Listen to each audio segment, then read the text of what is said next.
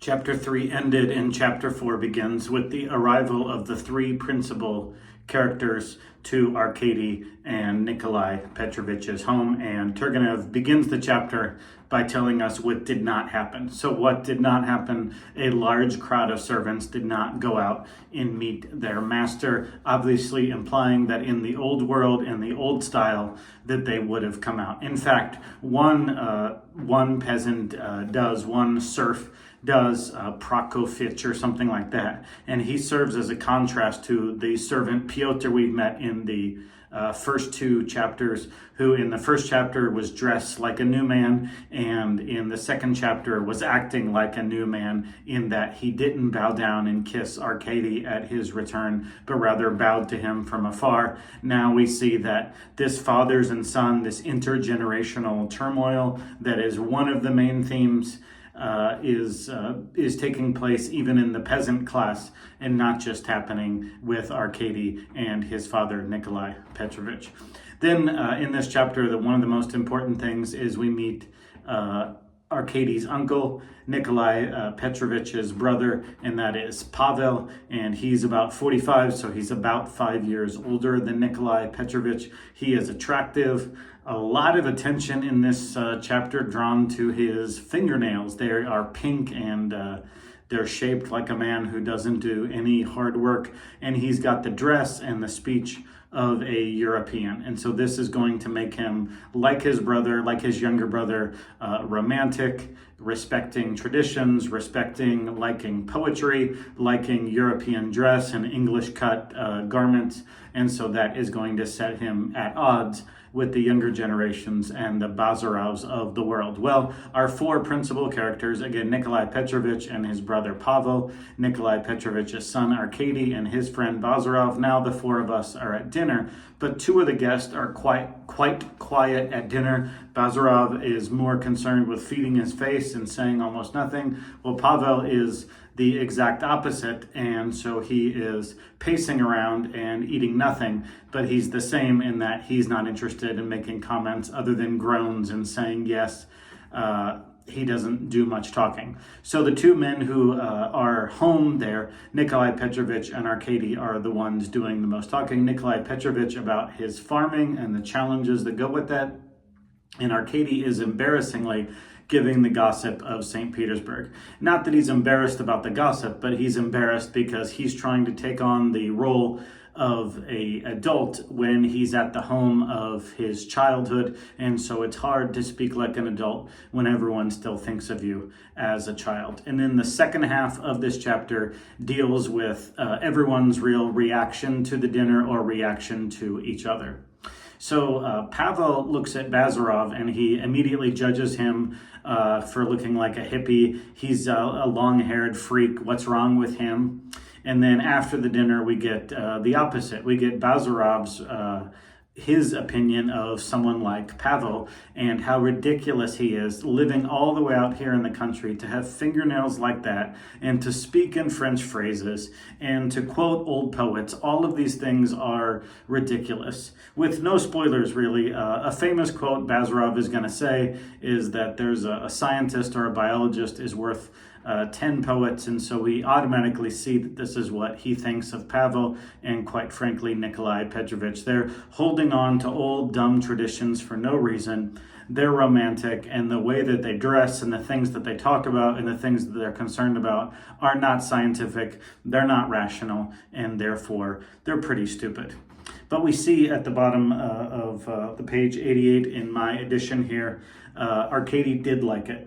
A feeling of joy swept over Arkady. It was sweet to fall asleep in his own home, in the familiar bed, under the quilt, worked by loving hands, those of his old nurse, perhaps, those gentle, good, and tireless hands. Arkady thought of Yegorovna and sighed and wished her eternal peace. For himself, he said no prayer. So Bazarov's reaction to the dinner is one of contempt and disgust. Pavel has contempt and disgust for Bazarov's hairstyle, but he and Bazarov soon fell asleep, but others in the house were awake for a long time. His son's return had excited Nikolai Petrovich. He got into bed, but did not snuff out the candle, and propping his head in his hands, he brooded deeply.